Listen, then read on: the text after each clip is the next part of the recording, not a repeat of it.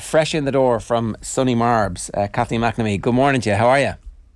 Morning, guys. Yeah, I'm all right. A bit tired, but hopefully make it through this and then just crawl into bed. Left Marbella at 2 a.m. So, oh, yeah. right. Jesus. Yeah. What time was the flight? It's been a long few hours. What time was the flight? Oh, great. Dodgy internet in some unknown part of the... You're back? You're back, Kathleen? I'm back. I can hear you guys. Great. Yeah. What time was the flight? The flight was at 5 to 6. Oh, my God. Yeah. So these are first world problems. These are honestly first world problems. Like, she's a young journalist jetting off Spain to watch the team she loves. You know, she's not complaining. I have to agree with Johnny on that, to be fair. It was tiresome at the time, but pretty good. All right, fair enough. 0-0 draw, underwhelming from playing style. Certainly seems to have been the commentary afterwards. You recorded Koi Gig. It's available for download now in the OTB football feed. What was the consensus from the expert on Koi Gig? I think much the same as what you guys were saying this morning. I think maybe what we took away a little bit more was that this was an opportunity to see the new girls in action and also see some of the people who are maybe still trying to prove their point about why they should get on the plane. So we all know that, Katie and Denise are definitely going. But what about your Abby Larkins, or what about, say, someone like Aoife Mannion, who we hadn't seen in an Irish context before? And this is actually, yesterday was the most amount of minutes she played since she did her ACL in February. So considering the performance she put in, it was quite impressive. But yeah, I think the main consensus was it was good to see those players get a run out, but also we still haven't solved our problem of how do we get goals. Especially our midfield was pretty much non-existent, as was our front players. Funny enough, Emma Byrne always calls for Kate McCabe to play higher up the pitch. She did yesterday, and she was non-existent at times, which is not something you say about her normally. Were they bypassing midfield, Kathleen, or is it more that the midfielders just didn't have the confidence to get on the ball? Or why when you say non-existent, why non-existent? So it was either that they were doing long balls up from the back, which is something that we have done for ages, and we were like, I actually was vaguely impressed that we weren't doing it as much yesterday as we normally did, and Vera did say to me that it's something she had been working on. But it was also just China were pressing us so hard in midfield that there was just no opportunity for the likes of Denise to get on any sort of balls. And also it's just this weird system that Vera likes to play with, 5 at the back, and then Heather Payne is that lone player up front, which makes no sense. Like, I love Heather Payne. I think she's a great player. I think she deserves to go Australia, but she's not a proven goal scorer. Like, I think she'd make so much more sense on the wings and doing those runs. Like, most of the time, if you look at the Irish heat maps and the players who have worked the most during a game, she's only second to Denise O'Sullivan. So she's a great worker on the pitch, but she's just not, like, she had some chances yesterday and she just fluffed them completely.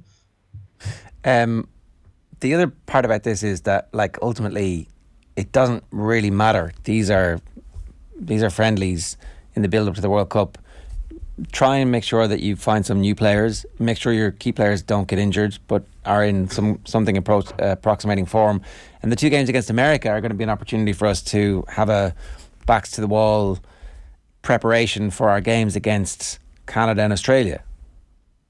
Yeah, because I was listening to you guys saying it didn't really matter earlier, and I kind of disagree in that, okay, yes, in the grand scheme of, we're not going to remember this match in like 5 years' time, probably even in 2 years' time in terms of the score. But in terms of working out where this squad is right now and like who's the starting 11, who are the players that are going to make it, who are the ones that aren't, I do think it was important. And I have an interview coming out with Vera later today, which you can get across Off the Ball on all the social channels. But she was talking about the reason why she picked like a Germany and a China to play, and why she wanted to play France, and why she wanted to have, an African opponent. And she has very carefully mapped out this route to the World Cup, and she's very carefully mapped out exactly what she wants the players to learn from each team. And I think we don't have a lot of depth in our squad. We have a good enough starting 11, but we don't have a lot of depth, and that's why it's exciting to see players like Aoife Mannion coming in, because I think she does give us that.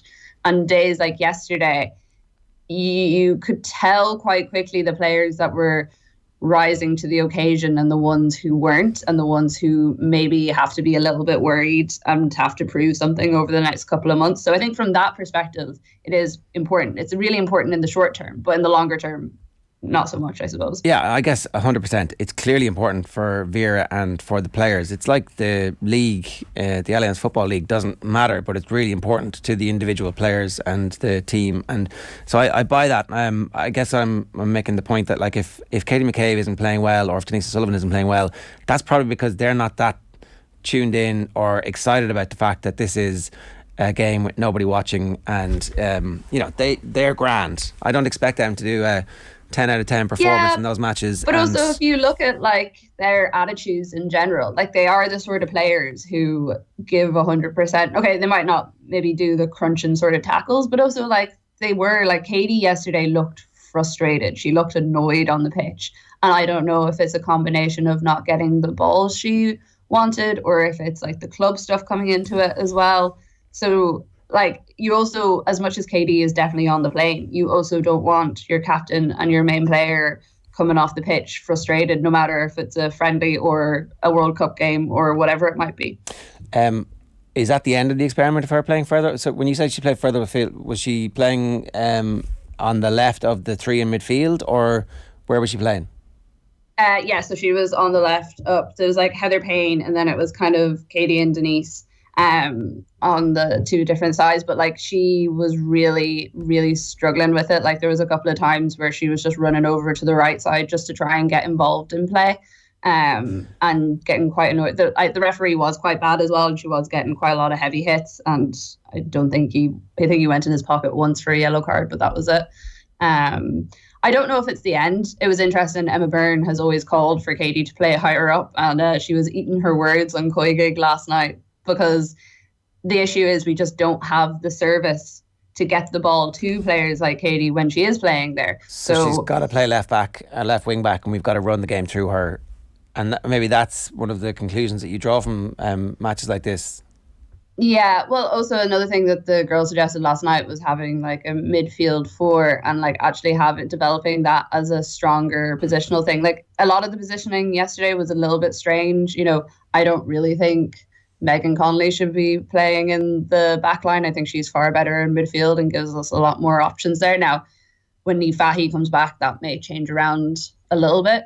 But yeah, Katie up front yesterday, it just didn't work unless you're going to put her like full on striking position and give her free rein to run as much as she wants. I don't see that position working for her all that much in the future. It's a tricky one in fairness, because you know she's also brilliant crossing ability and a wizard of a left foot if you're going to be putting the ball in the box. But if the game is bypassing you in midfield, then she starts getting frustrated as well. So and I think that's the point of these games, though. Yeah, and maybe as well, you're kind of cutting your cloth in terms of who you're playing against. Maybe in different games she might use her differently, but that's a massive challenge, because she's going to be under so much scrutiny, Vera, in the sense of you're not getting the best out of Katie McCabe. Well, it's just like it was interesting yesterday because China were a lot more physical than I expected them to be, and we handled it quite well. Like I expected players to get a bit more of a hot head on them, and they were very, very technical. And again, we stood up to it mostly. It was just like they had a couple of breaks. It's just we couldn't create chances of our own. I think like Louise Quinn had one header off the bar from a McCabe corner, and that in the first half, and then in the second half there was the disallowed goal, and that was kind of it. The ball didn't go through near the net at all apart from that. So yeah, it is an issue, and as we always say, like it's fine having low scoring games and it be 0-0 or 1-0, but also we still need to get that one goal, and that has been the thing that sunk us in the past. That's why these games are useful as well, in the sense of you watch the video back and you're like, why are we not creating anything here, and you work on it. Yeah, and but we're not a particularly creative team. Like we're our best case scenario is 2-0 all draws and a 1-0 win in the World Cup. Right, like I think it's important that we temper expectations that this is going to be some kind of chrysalis-like emergence of a butterfly team that is the Harlem Globetrotters equivalent of. It's not going to happen. Like we got here by fighting and clawing our way through the group, and that's what we should expect. And like that's the stage of evolution where the team is at the moment. Yeah, and I think like looking ahead, we have Nations League at the end of the year. The Euros are coming up as well. Like there are plenty of places for us to go from this. I think it's just important that the whole experience is taken for what it is. It's amazing to get there, but also we do have the potential to put it up to these teams. I'm not saying we're going to win, but I say we do have the potential to perform. And I think that's the thing that would concern me, is that we'll get overawed by it and not put on a performance. But it's still ages away. And like the US games, which haven't officially been announced, but they are pretty much happening. Those will be great, because those, I think the two stadiums are like 20, 30,000 that they're playing in. And US fans turn up for those games. Like that's going to be one of the last few times they'll get the chance to see them before they go to Australia. So they'll probably be packed out. And that is great preparation for us then heading into the 80,000 cauldron that will be that first opening game, which actually, for any fans still looking for tickets, another batch of tickets are going on sale at 1:00 Irish time tonight, if anyone's looking. You'll be long in bed by then. I will be in bed about 5 minutes after this chat. Right. So all in all, slightly disappointing performance. Plenty of information and data points that Vera Pauw certainly will be able to take as something from this. And we know a bit more about now the squad depth, but that's about it in terms of learnings from this. Yeah, I think probably the main learning I got was individuals. So Aoife Mannion was really, really good, and was talking to her afterwards, and she knew she was good as well. And then also Marissa Shiva, don't think she got enough time, and we go on to this a bit more on Koi Gig, but don't think she got enough time on the pitch, but she had some really interesting plays with the ball. So I think I'd like to see a bit more of her and see how she fits into the squad. Mannion's on the plane, is that what we're assuming? Pretty much, I think. Right. She may even have played her way into the starting 11 if she keeps it up.